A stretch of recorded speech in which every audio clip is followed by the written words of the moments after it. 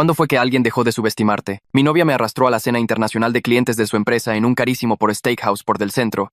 De esos donde las entradas costaban más que mi abono mensual del metro. Uno de esos lugares con iluminación tan tenue que apenas puedes leer el menú y con reservados de piel que probablemente costaban más que todos los muebles de mi sala. El tipo de restaurante donde los meseros usan guantes blancos y hay más tenedores en cada puesto de los que una persona razonable podría necesitar. Ella trabajaba en esta firma de consultoría de alto nivel que ocupaba 3 pisos de una torre de cristal en Midtown con ventanas de piso a techo y una recepción de mármol italiano. Se pasó todo el viaje en el Uber sermoneándome sobre que no la fuera a avergonzar frente a los ejecutivos japoneses y los inversionistas alemanes. Los estaban cortejando para una fusión masiva que definiría su carrera este trimestre. No paraba de repetir lo importante que era y cómo yo solo tenía que sonreír, asentir y no hablar demasiado sobre mi trabajo, porque esta gente eran profesionales de negocios serios que no entenderían lo que era ser por freelance o mi camino profesional poco convencional.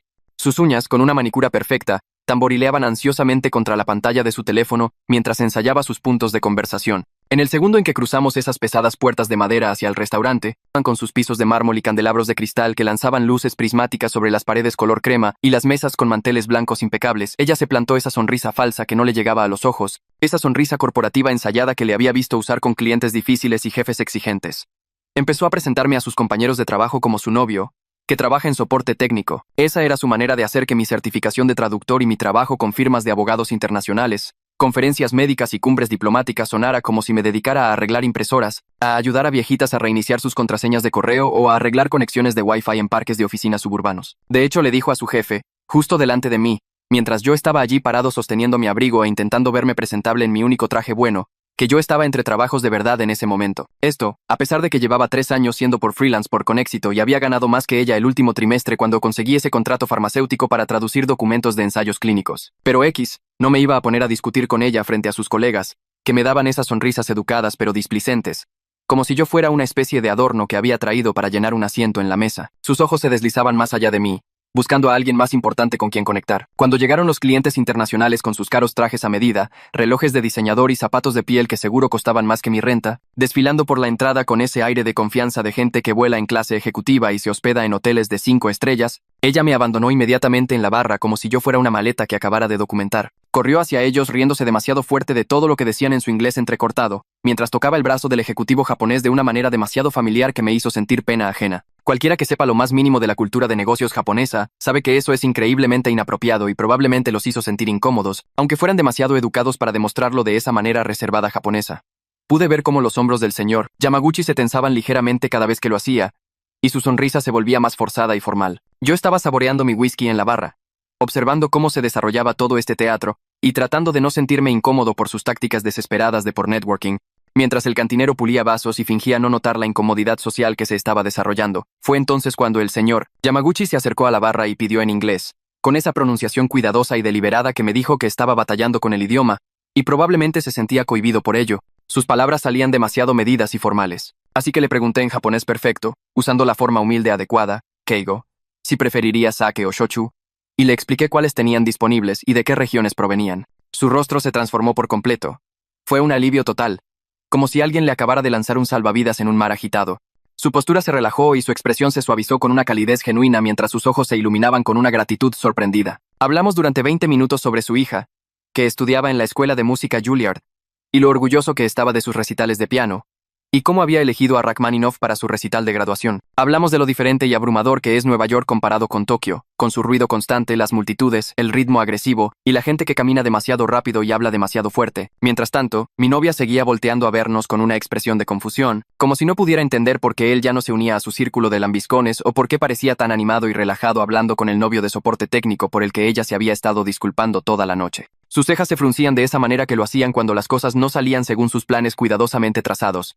Entonces, uno de los ejecutivos alemanes, un hombre alto de cabello canoso y gafas de montura de alambre, me escuchó hablar japonés y casi tira su cerveza cuando cambié sin problemas a discutir sobre la Bundesliga en un alemán impecable, con el acento regional adecuado que había aprendido viviendo en Múnich durante 2 años cuando mi padre estuvo asignado allí. De repente, tenía a 3 alemanes partiéndose de la risa con mi imitación perfecta del marcado acento bávaro de su CEO y la forma en que destrozaba los modismos ingleses en las reuniones, diciendo cosas como, debemos tomar a la vaca por los cuernos.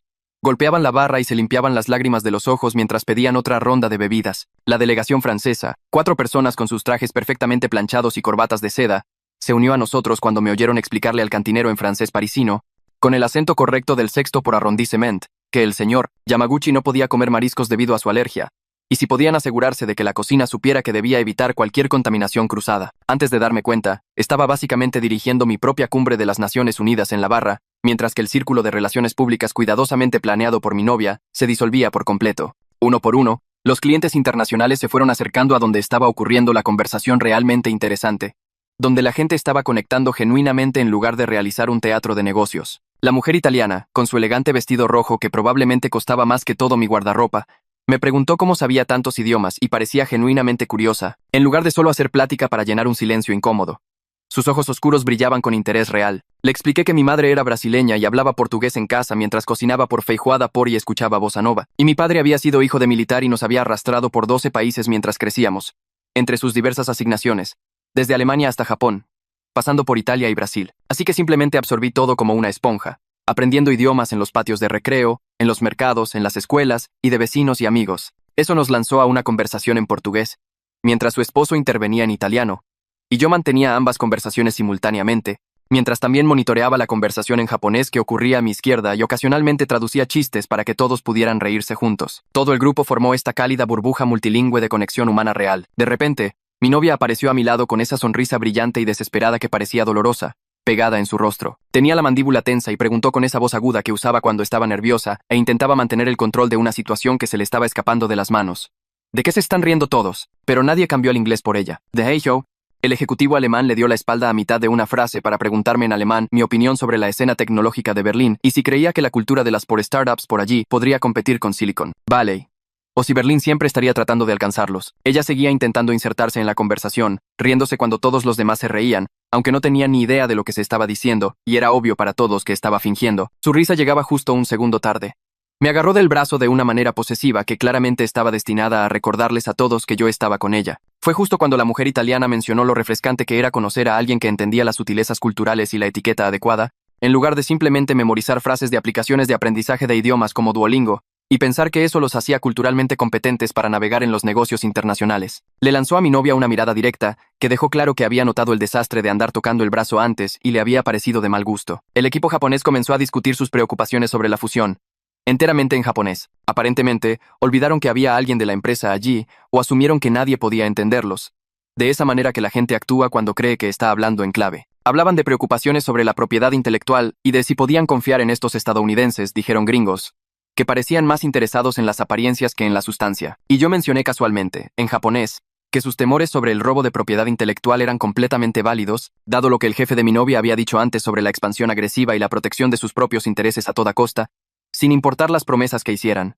El señor Yamaguchi se quedó completamente en silencio, mirándome con los ojos muy abiertos, como si acabara de revelar que podía leer la mente. Su copa de vino se quedó congelada a medio camino de sus labios. ¿Que el jefe de tu novia dijo qué exactamente? Preguntó en inglés, lo suficientemente alto como para que todos en la barra lo oyeran, y para que las cabezas de las mesas cercanas, donde otros comensales cortaban sus filetes carísimos, se voltearan. Su voz bajó a ese tono peligrosamente bajo que significaba que alguien estaba a punto de ser destruido de esa manera educada japonesa que, de algún modo, es más devastadora que la ira abierta. Y yo traduje la conversación completa que había escuchado en el baño antes, donde su jefe estaba fanfarroneando en su teléfono sobre cómo les jugarían chueco a los japoneses con la transferencia de tecnología una vez que las firmas estuvieran puestas y el trato finalizado, y fuera demasiado tarde para que se echaran para atrás.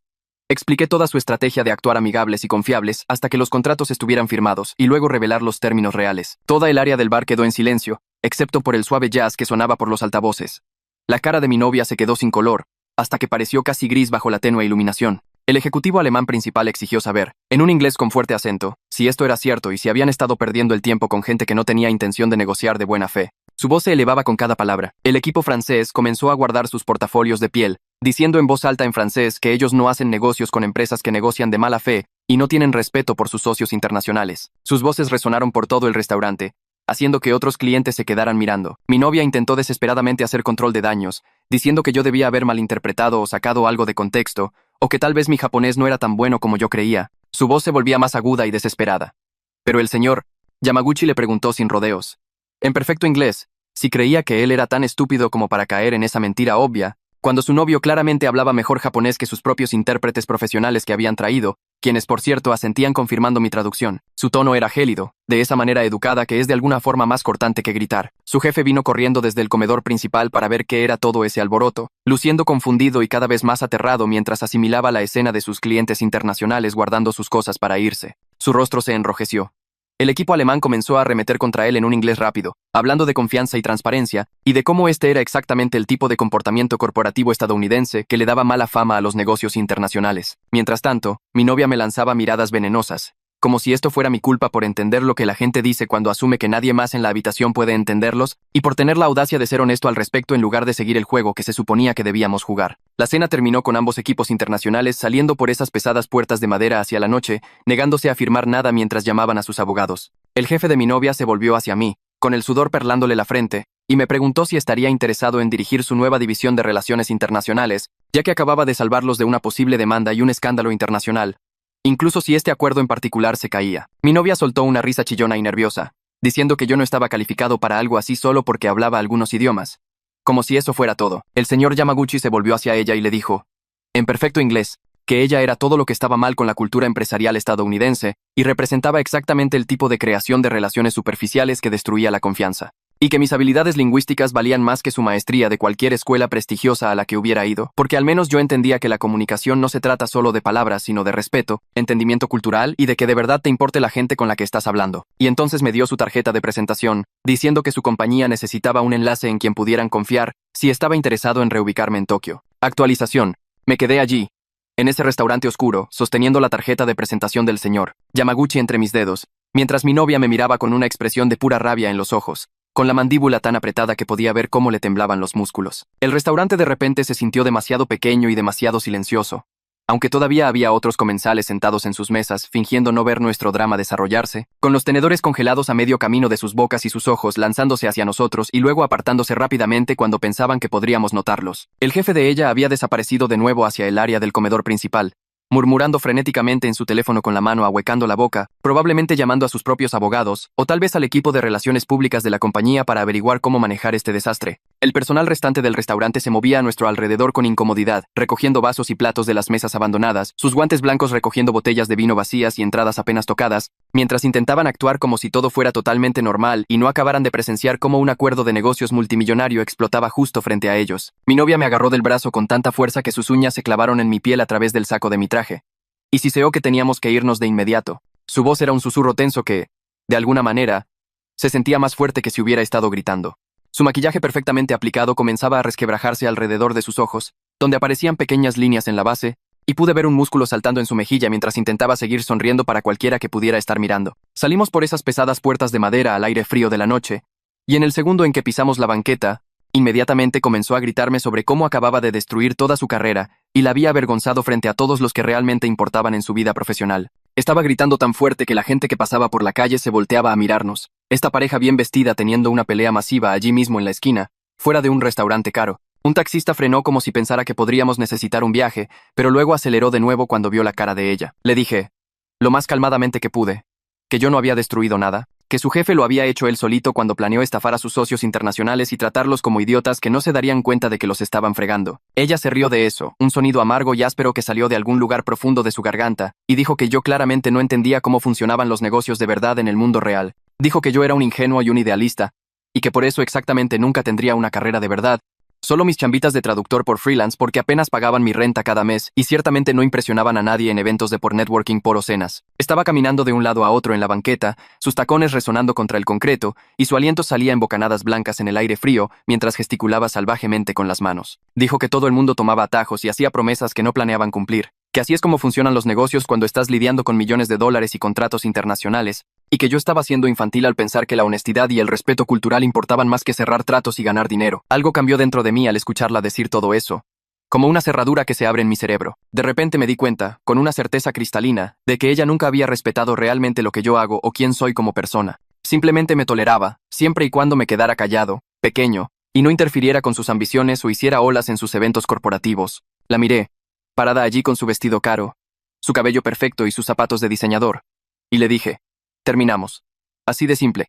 2 palabras que se sintieron a la vez aterradoras y liberadoras. Me di la vuelta y comencé a caminar hacia la entrada del metro a media cuadra de distancia. Ella me siguió un poco, gritando que estaba tirando a la basura toda nuestra relación por una estúpida postura moral que a nadie le importaría en una semana. Seguía diciendo que estaba siendo dramático y cometiendo un error garrafal, y que me arrepentiría de esto cuando siguiera viviendo en mi diminuto departamento en 5 años, mientras ella se convertía en socia de su firma. Finalmente dejó de seguirme cuando llegué a lo alto de las escaleras del metro, y oí sus tacones alejarse en la dirección opuesta, volviéndose más y más silenciosos hasta que desaparecieron por completo. Probablemente estaba pidiendo un Uber para que la llevara de regreso a su caro departamento en ese edificio de lujo con portero y vestíbulo de mármol, el lugar donde nunca me había sentido cómodo de todos modos, porque todo era tan blanco, perfecto y estéril. Tomé el metro a casa, a mi modesto lugar en Queens, sentado en el duro asiento de plástico y sosteniendo ambas tarjetas de presentación en mi mano.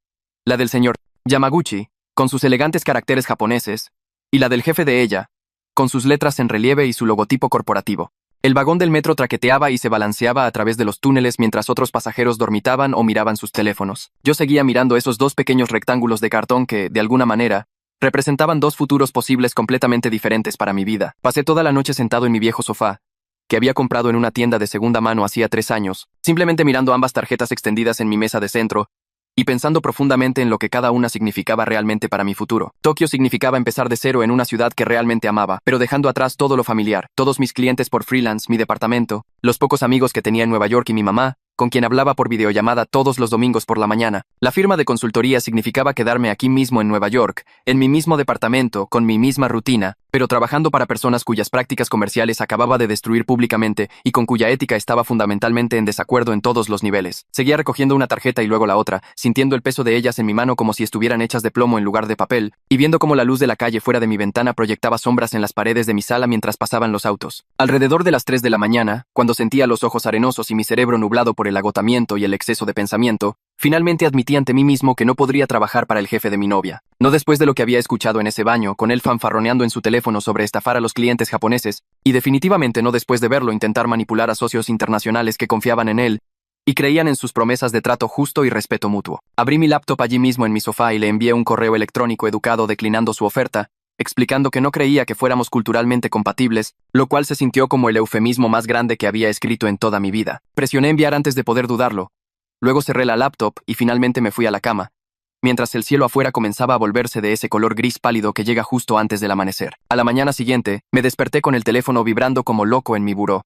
Cuando lo tomé, vi 17 llamadas perdidas de mi ahora exnovia y una notificación de mensaje de voz. Escuché el mensaje mientras preparaba café en mi pequeña cocina, y su voz salió por el altavoz, llorando y temblando, diciendo que su jefe la estaba culpando por haberme llevado a la cena y que podría perder su trabajo por todo este desastre. Una parte de mí se sintió genuinamente mal por ella, porque sabía cuánto había trabajado para construir su carrera y lo importante que era ese trabajo para su sentido de identidad y autoestima. Pero una parte mucho más grande de mí recordó exactamente cómo me había presentado a todos como alguien que trabaja en soporte técnico y que actualmente estaba entre trabajos de verdad, como si mis 3 años de por freelance por exitoso y mi trabajo con firmas de abogados internacionales y conferencias médicas no contaran como una carrera real digna de mencionar o de la cual estar orgulloso. Abrí mi correo electrónico y le escribí al señor Yamaguchi, agradeciéndole sinceramente su generosa oferta y preguntándole si podríamos programar una videollamada para discutir el puesto en Tokio con más detalle. Traté de sonar profesional e interesado sin parecer demasiado desesperado, aunque mis manos temblaban ligeramente mientras escribía, porque esto se sentía como una decisión enorme que podría cambiar toda mi vida. Respondió en menos de 1 hora, aunque debía ser plena madrugada en Japón con la diferencia horaria, diciendo que estaba genuinamente impresionado por mi rápida toma de decisiones y sugiriendo que habláramos la semana siguiente, después de que regresara a Japón y tuviera la oportunidad de instalarse de nuevo en su oficina. Su correo era cálido y alentador, y mencionó que su compañía valoraba a las personas que podían tomar decisiones éticas difíciles, incluso cuando les costaba personalmente, lo que me hizo sentir que tal vez había hecho lo correcto, aunque todo se sentía caótico e incierto. Mi exnovia se apareció en mi departamento esa noche sin llamar primero ni enviar un mensaje de texto para avisar que venía.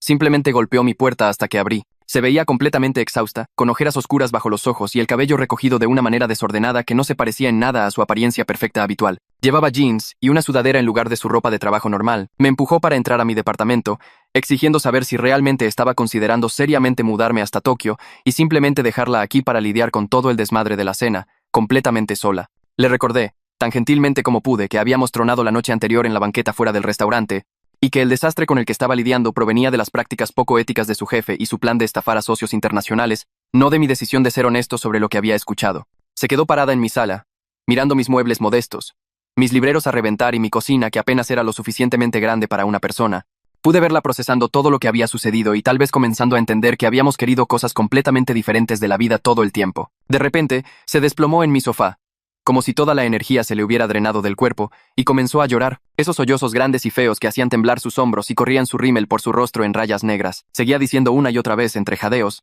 que había trabajado tan duro para construir su carrera y ahora todo se estaba desmoronando porque yo no pude simplemente quedarme callado y dejar que los adultos manejaran los negocios, como lo habría hecho un novio normal que la apoyara. Me quedé allí, en mi pequeña sala, viéndola desmoronarse y sintiendo un arrebato de coraje subir por mi pecho al escucharla hablar de hablar 5 idiomas y entender las diferencias culturales como si fuera algún tipo de defecto de carácter que debería haber mantenido oculto, en lugar de una habilidad valiosa que literalmente salvó a esos ejecutivos japoneses de ser estafados. Levantó la vista hacia mí, con la cara toda roja y manchada, y dijo que yo no entendía cómo funcionaba el mundo real, y cómo a veces tenías que seguir el juego y hacer concesiones para salir adelante. Le dije en voz baja que entendía perfectamente bien, y que esa era exactamente la razón por la que nunca podríamos funcionar, porque ella veía la honestidad y la integridad como debilidades, mientras que yo las veía como las únicas cosas que valía la pena tener. Agarró su bolso y su abrigo y salió furiosa de mi departamento, azotando la puerta tan fuerte que el perro de mi vecino comenzó a ladrar a través de la pared, y oí sus tacones resonar rápidamente por el pasillo hacia el elevador. Me quedé allí por un minuto, solo respirando y mirando alrededor de mi modesto departamento, con sus muebles de segunda mano y libreros desbordados, y me di cuenta de que me sentía más ligero. De alguna manera, como si hubiera estado cargando algo pesado durante meses sin notar el peso, hasta que finalmente desapareció. Después de que se fue, abrí mi laptop y comencé a buscar barrios de Tokio, anuncios de departamentos y calculadoras de costo de vida. Me encontré emocionándome cada vez más al ver fotos de calles estrechas con máquinas expendedoras en cada esquina, pequeños restaurantes con exhibiciones de comida de plástico en las ventanas y parques con árboles de cerezo. La renta era en realidad más barata que la de Nueva York por un lugar decente, y comencé a hacer listas de lo que necesitaría llevar, lo que podría comprar allí y cuánto dinero necesitaría ahorrar para los primeros meses. Llamé a mi mamá a Brasil alrededor de la medianoche, que era temprano en la mañana allí, y le conté todo lo que había pasado en la cena, sobre la ruptura y sobre la oferta de trabajo en Tokio. Ella soltó esa risa cálida y familiar, y me dijo en portugués que siempre supo que esa novia no era para mí, porque en 2 años, nunca le preguntó por nuestra familia, ni mostró interés en de dónde venía yo, ni quiso aprender frases básicas en portugués para hablar con mis parientes. Mi mamá dijo que podía oír en mi voz que yo ya me había ido en mi cabeza, que Tokio me estaba llamando y que debía escuchar esa llamada, porque oportunidades como esta no se presentan 2 veces en la vida. La videollamada con Yamaguchi ocurrió 3 días después,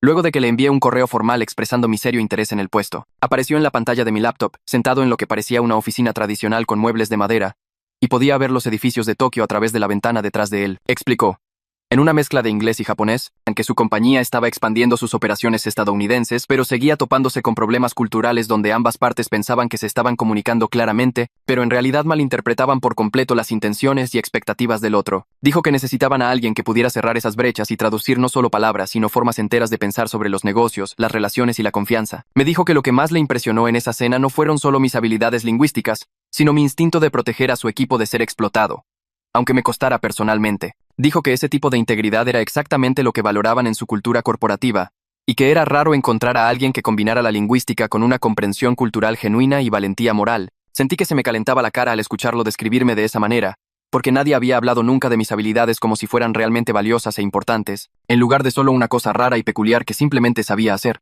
Me ofreció un salario que era casi el doble de lo que gané como por freelance por el año pasado, más asistencia completa para la reubicación, ayuda para encontrar un departamento en Tokio, seguro médico y todos esos beneficios que nunca había tenido como por freelance. El número que mencionó me hizo parpadear y verificar que lo había escuchado correctamente, porque parecía demasiado bueno para ser verdad. Le pedí 2 días para pensarlo, aunque ya sabía mi respuesta, porque esto se sentía demasiado grande y cambiante como para decidirlo allí mismo en una videollamada, sin al menos fingir considerarlo cuidadosamente. Él sonrió y dijo que entendía completamente, que las grandes decisiones merecían una consideración adecuada, y que esperaría saber de mí. Después de que colgamos, me quedé sentado mirando la pantalla de mi laptop durante mucho tiempo, pensando en cómo toda mi vida estaba a punto de cambiar de maneras que ni siquiera podía imaginar por completo. Pasé esos 2 días caminando por Nueva York, visitando todos mis lugares favoritos, como el parque donde solía practicar idiomas con estudiantes internacionales, la cafetería donde hacía la mayor parte de mi trabajo por freelance, por y el lugar de por dumplings por en el barrio chino donde el dueño siempre me hablaba en mandarín. Caminé por Times Square con todas sus luces locas, ruido y turistas tomándose por selfies, y me di cuenta de que ya no me sentía conectado con esta ciudad.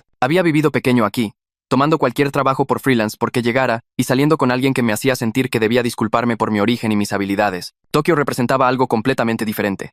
Significaba elegirme a mí mismo y a mis habilidades, en lugar de encogerme para encajar en la visión estrecha de otra persona sobre quién debería ser. Significaba trabajar en un lugar que realmente valoraba lo que yo aportaba, en lugar de tolerarlo, Me senté en una banca en Central Park, viendo a la gente correr, a las familias haciendo picnics y a las parejas tomadas de la mano, y entendí que quedarme en Nueva York significaba quedarme pequeño y seguro, mientras que Tokio significaba arriesgarme a convertirme en quien realmente se suponía que debía ser. Le envié a Yamaguchi un correo electrónico aceptando su oferta, agradeciéndole por creer en mí y por darme esta increíble oportunidad. Respondió en una hora, diciendo que estaba feliz y emocionado de tenerme en el equipo, que su departamento legal me contactaría para el papeleo de la visa y que él personalmente me ayudaría a encontrar un buen departamento en un barrio que me gustara. Mi ex se enteró, aparentemente a través de amigos en común, y me mandó un mensaje de texto larguísimo diciendo que estaba huyendo y cometiendo un error garrafal, que me arrepentiría de dejar Nueva York y tirar nuestra relación, y que Tokio era solo yo siendo dramático e intentando probar un punto que a nadie le importaba. Leí todo el mensaje 2 veces y luego lo borré sin responder, porque estaba completamente harto de darme explicaciones a gente que nunca me valoró en primer lugar. Sus palabras simplemente rebotaron en mí, como si ya no importaran, porque sabía con total certeza que estaba tomando la decisión correcta por primera vez en años. 3 semanas después, estaba sentado en un avión rumbo a Tokio con 2 maletas, mi laptop y una mezcla de terror y emoción que hacía que me temblaran las manos y se me revolviera el estómago. Todo lo que poseía y que importaba cabía en esas 2 maletas. Todo lo demás lo había vendido, regalado o dejado guardado en casa de mi mamá en Brasil. El avión despegó del JFK, y vi cómo Nueva York se hacía cada vez más pequeño debajo de mí, hasta que desapareció entre las nubes. Sentí que estaba literalmente volando lejos de mi antigua vida hacia algo completamente desconocido. Yamaguchi había arreglado que alguien de la compañía me recogiera en el aeropuerto de Narita y me ayudara a llegar a mi nuevo departamento en Shibuya, que él me había encontrado y que yo solo había visto en fotos. Traté de dormir en el vuelo de 14 horas, pero principalmente vi películas y pensé en cómo sería mi nueva vida, si había tomado la decisión correcta y si realmente podría hacer este trabajo por el que me pagaban tanto dinero. Mi primer mes en Tokio fue abrumador de la mejor manera posible, con una capacitación intensiva sobre las prácticas comerciales, expectativas y valores de la empresa. Pasé largos días en salas de juntas aprendiendo sobre su estructura corporativa, sus principales clientes, sus planes de expansión y sus protocolos culturales específicos. Conocí al equipo con el que trabajaría, y estaban genuinamente emocionados de tener a alguien que pudiera ayudarlos a navegar la cultura empresarial estadounidense sin perder su propia identidad en el proceso. Me hicieron toneladas de preguntas sobre los estilos de comunicación estadounidenses, las expectativas comerciales y lo que significaban las cosas cuando los estadounidenses las decían, en comparación con lo que decían literalmente. Empecé a entender que mi trabajo no era solo traducir palabras, sino ayudar a ambas partes a entender las reglas invisibles, las suposiciones y los valores que moldeaban cómo abordaban todo, desde las negociaciones hasta la etiqueta del correo electrónico y las estructuras de las reuniones. Comencé a construir relaciones con los socios y clientes estadounidenses con los que trabajaba la compañía, y me di cuenta de que en realidad era bueno en este trabajo, de una manera que nunca lo fui simplemente tomando trabajos de traducción por freelance por al azar. Ser capaz de explicar no solo por lo que por la gente decía, sino por qué lo decía y por qué contexto cultural por importaba, me hacía valioso de maneras que mi ex nunca entendió o apreció. Podía decirle a un cliente estadounidense que cuando el equipo japonés decía que necesitaban discutir algo internamente, significaba que tenían serias preocupaciones que debían abordarse, no que solo estaban siendo lentos o burocráticos. Podía decirle al equipo japonés que cuando los estadounidenses presionaban por decisiones rápidas, provenía de su valor cultural de la eficiencia, no de la falta de respeto o impaciencia. Estaba construyendo puentes entre formas completamente diferentes de ver el mundo, y se sentía importante y significativo de maneras que mi trabajo por freelance por nunca lo fue. Yamaguchi se convirtió en un mentor inesperado. Me llevaba a cenas de negocios y me enseñaba los aspectos sutiles de la cultura corporativa japonesa que no puedes aprender en libros de texto o aplicaciones de idiomas. Me enseñó a leer el ambiente durante las negociaciones, a entender lo que la gente por no por estaba diciendo, y a navegar la compleja red de obligaciones y relaciones que moldeaba cada interacción comercial. Me contaba sobre el progreso de su hija en Williard, cómo la había roto con su pieza de Rachmaninoff y había sido aceptada en un prestigioso programa de verano. Yo compartía noticias de mi mamá en Brasil y sus planes de visitar Tokio. Se sentía como el tipo de relación genuina que nunca tuve con los contactos corporativos de mi ex, a quienes solo les importaba lo que podías hacer por sus carreras, sus redes y su ascenso en la escalera. Pasaron 4 meses y me encontré sentado a la cabeza de una mesa de juntas en nuestra oficina de Tokio, liderando mi primer equipo de negociación importante. Trabajábamos con una compañía manufacturera japonesa que quería expandir sus operaciones al mercado estadounidense y necesitaba a alguien que pudiera ayudarlos a entender no solo el idioma, sino toda la forma en que los estadounidenses abordan las relaciones comerciales, los contratos y las expectativas. El equipo estaba compuesto por 5 ejecutivos japoneses que habían estado en la compañía durante décadas y 2 consultores estadounidenses que habían volado desde California. Pasé las primeras 3 horas de nuestra reunión traduciendo no solo palabras, sino conceptos enteros sobre cómo cada lado pensaba sobre los plazos, la toma de decisiones y lo que constituía un acuerdo vinculante frente a una discusión preliminar. Le expliqué al lado estadounidense que cuando el equipo japonés decía que necesitaban llevar algo de vuelta a su alta dirección para su consideración, no era una táctica dilatoria o un retraso burocrático, sino una parte fundamental de su proceso de toma de decisiones que mostraba respeto por la jerarquía organizacional. Y le expliqué al equipo japonés que cuando los estadounidenses presionaban por acuerdos preliminares rápidos, provenía de su valor cultural del impulso y el progreso, en lugar de cualquier falta de respeto o deseo de precipitarse a malas decisiones. Al final de ese primer día, ambas partes se estaban escuchando mutuamente en lugar de solo esperar su turno para hablar. El ejecutivo japonés principal me llevó a un lado después de que todos los demás se fueron, y me agradeció por ayudarlos a evitar lo que podría haber sido un desastre de malentendidos y desconfianza. Caminando de regreso a mi departamento esa noche, por las concurridas calles de Shibuya con sus letreros de neón, máquinas expendedoras y pequeños restaurantes, sentí una profunda satisfacción al saber que todo lo que había aprendido creciendo, rebotando entre países y absorbiendo diferentes idiomas y reglas culturales, de repente tenía completo sentido como un verdadero camino profesional, en lugar de solo un trasfondo raro y peculiar, que me hacía difícil de categorizar en las solicitudes de empleo. A la mañana siguiente, me desperté con una notificación de correo electrónico en mi teléfono y vi el nombre de mi exnovia en mi bandeja de entrada, lo que hizo que se me revolviera el estómago por un segundo antes de abrirlo. Había enviado un largo mensaje explicando que había dejado la firma de consultoría hacía unos 2 meses, después de que todo se vino abajo con la fusión internacional y la firma básicamente la culpó a ella por todo el desastre, aunque su jefe fue quien había planeado estafar a los clientes japoneses. Había tomado un trabajo en una compañía mucho más pequeña, haciendo gestión de proyectos, que pagaba menos pero no la hacía sentir como si estuviera vendiendo su alma todos los días. Escribió que había estado pensando mucho sobre lo mal que me había tratado y cómo había estado tan enfocada en escalar la escalera corporativa e impresionar a la gente correcta, que no podía ver cómo su ambición la estaba convirtiendo en alguien que en realidad no le gustaba mucho. Alguien a quien le importaban más las apariencias y los títulos que ser una persona decente que trataba a los demás con respeto básico. Dijo que ver cómo todo se desmoronaba en esa cena la había obligado a mirarse realmente a sí misma y a sus prioridades. Y se había dado cuenta de que había estado equivocada en básicamente todo, equivocada sobre lo que importaba en una carrera, equivocada sobre cómo me había tratado, y equivocada al pensar que el éxito significaba tener el título de trabajo correcto y el departamento correcto en el barrio correcto. El correo continuaba por varios párrafos y terminaba diciendo que quería disculparse sinceramente por hacerme sentir pequeño y por avergonzarse de mi trabajo en lugar de estar orgullosa de lo que podía hacer. Esperaba que me estuviera yendo bien en Tokio y que tal vez algún día pudiéramos volver a hablar, como amigos que habían aprendido lecciones importantes el uno del otro. Me senté allí, en la cocina de mi pequeño departamento, tomando mi café matutino y leyendo su correo 3 veces, sintiendo esta complicada mezcla de emociones que era difícil de desenredar.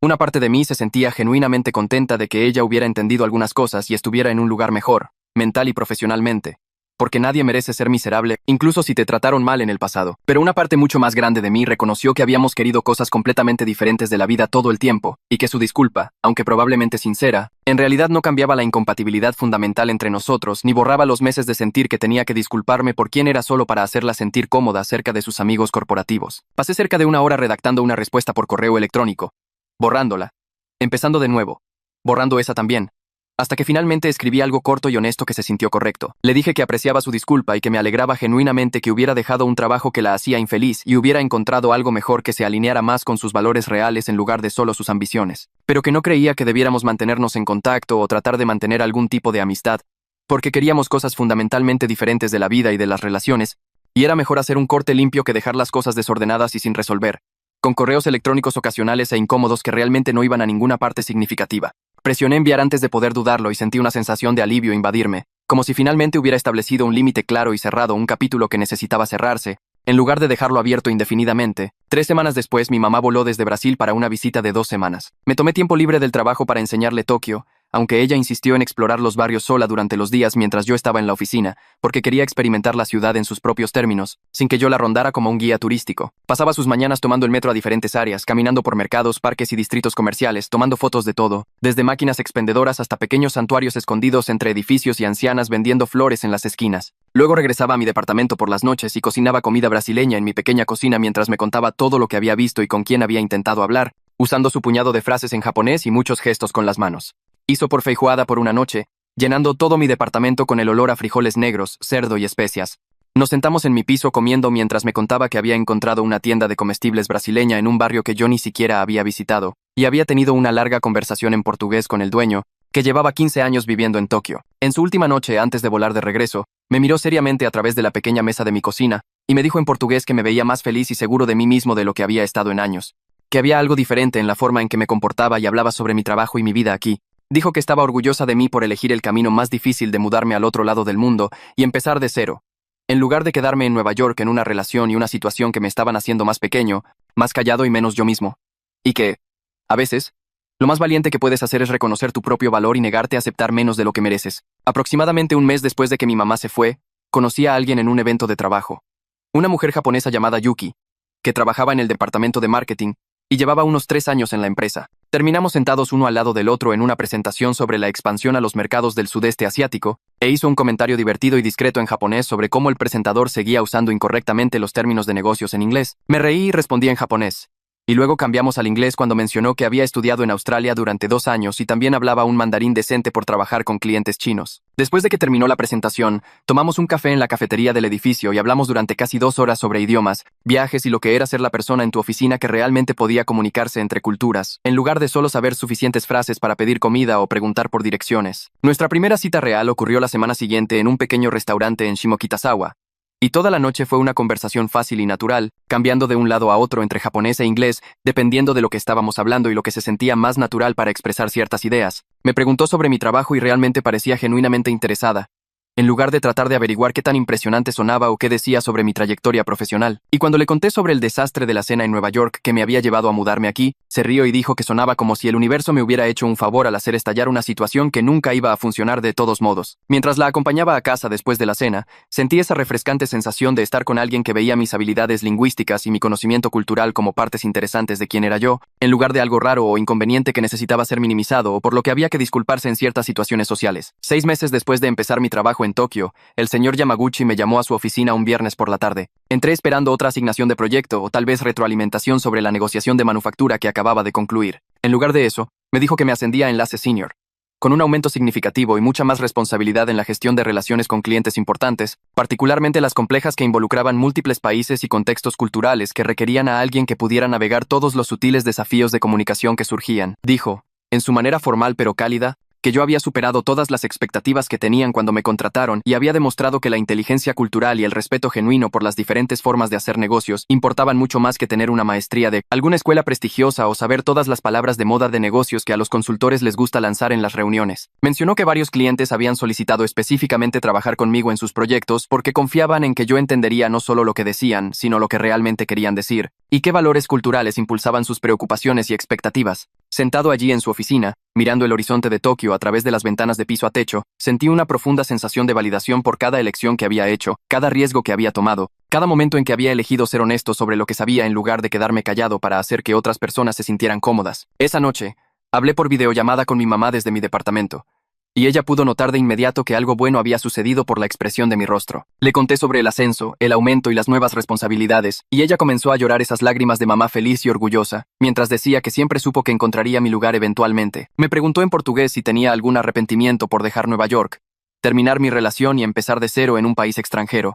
Lo pensé honestamente antes de responder. Le dije que lo único que lamentaba era no haber reconocido mi propio valor antes, y haberme quedado demasiado tiempo con alguien que me hacía sentir que necesitaba disculparme por ser quien era, que deseaba haber tenido la confianza para alejarme antes, en lugar de tratar de hacerme más pequeño y más callado para encajar en la visión estrecha de otra persona sobre lo que debería ser un novio aceptable. Ella asintió y dijo que a veces necesitamos pasar por experiencias difíciles para aprender lo que ya no aceptaremos, y que lo importante no era por cuándo aprendí la lección, sino que realmente la aprendí y actué en consecuencia, en lugar de solo entenderla intelectualmente mientras permanecía en la misma mala situación. 3 meses después de empezar a salir con Yuki, estábamos cenando en su departamento cuando dijo algo que se me quedó grabado durante días. Me dijo que le gustaba mucho que yo estuviera seguro de quién era, de dónde venía y de lo que podía hacer, en lugar de tratar de encajar en algún molde corporativo estándar o minimizar mis habilidades para hacer que otras personas se sintieran más cómodas a mi alrededor. Dijo que en realidad era bastante raro conocer a alguien que se sintiera genuinamente cómodo siendo diferente y que viera su trasfondo poco convencional como una ventaja en lugar de algo que superar u ocultar, y que esa confianza era mucho más atractiva de lo que cualquier título de trabajo o salario podría ser. Sus palabras me hicieron darme cuenta de cuánta energía había desperdiciado durante mi relación con mi ex, tratando de ser aceptable y apropiado y no demasiado raro o no demasiado diferente, monitoreándome constantemente y reprimiendo partes de quién era yo para evitar avergonzarla o hacer que sus amigos corporativos se sintieran incómodos. Con Yuki, podía simplemente ser yo mismo, completamente, sin nada de esa agotadora autovigilancia. Y la diferencia en cómo se sentía eso era enorme. La compañía me envió de regreso a Nueva York para un viaje de negocios de una semana, aproximadamente un mes después, para reunirme con posibles socios estadounidenses y ayudar a establecer algunas discusiones preliminares sobre oportunidades de colaboración. Arreglé tomar un café con algunos viejos amigos que no había visto desde que me mudé a Tokio, y cada uno de ellos comentó lo diferente que parecía ahora, más relajado, seguro de mí mismo y cómodo en mi propia piel. Un amigo que conocía desde la universidad dijo que yo solía tener esta cualidad tensa, como si siempre estuviera esperando críticas o juicios, y ahora parecía genuinamente a gusto, de una manera que nunca antes había visto. Caminando por Manhattan después de esas reuniones de café, pasando por las calles familiares, las paradas de metro y los edificios que solía ver todos los días, Me di cuenta de que no extrañaba la ciudad como pensé que lo haría. Había construido toda una vida en Nueva York durante años y esperaba sentir una profunda nostalgia o anhelo al estar de vuelta. Pero, sobre todo, simplemente sentía que estaba visitando un lugar donde solía vivir, en lugar de volver a casa. Nunca había sido realmente yo mismo aquí, porque había estado demasiado ocupado tratando de encajar en las expectativas de otra persona y hacer que mi trasfondo poco convencional pareciera más normal y aceptable. En mi último día en Nueva York, antes de volar de regreso a Tokio, me detuve en una cafetería en Manhattan para tomar algo antes de dirigirme al aeropuerto. Y literalmente me topé de frente con mi exnovia, que salía por la puerta mientras yo entraba. Ambos nos congelamos por un segundo con ese reconocimiento incómodo, y luego ella sugirió que nos sentáramos por unos minutos, ya que ambos estábamos allí. Se veía diferente, de alguna manera, menos pulida y corporativa. Llevaba jeans y un suéter casual en lugar de la ropa de trabajo de diseñador que solía preferir. Me dijo que estaba comprometida con alguien de su nueva compañía, un tipo que trabajaba en operaciones y que, aparentemente, no le importaba escalar ninguna escalera corporativa o impresionar a la gente correcta en eventos de por networking. Dijo que había aprendido mucho de lo mal que terminaron las cosas entre nosotros y que estaba tratando realmente de estar menos enfocada en las apariencias y el estatus, y más en construir conexiones genuinas con personas que realmente le importaban. Le dije que estaba genuinamente feliz por ella y esperaba que su compromiso funcionara bien. Y lo decía en serio, porque ya no albergaba ira ni resentimiento. Solo esta distante sensación de que ambos habíamos estado equivocados el uno para el otro, y que era bueno que nos hubiéramos dado cuenta antes de desperdiciar más años tratando de hacer funcionar algo que nunca iba a funcionar. Hablamos durante quizás 20 minutos sobre temas seguros y neutrales antes de que tuviera que irme al aeropuerto. Al alejarme de esa cafetería, sentí una completa sensación de cierre, como si ese capítulo de mi vida estuviera final y totalmente terminado, y pudiera avanzar sin cabos sueltos o sentimientos no resueltos que me arrastraran hacia atrás.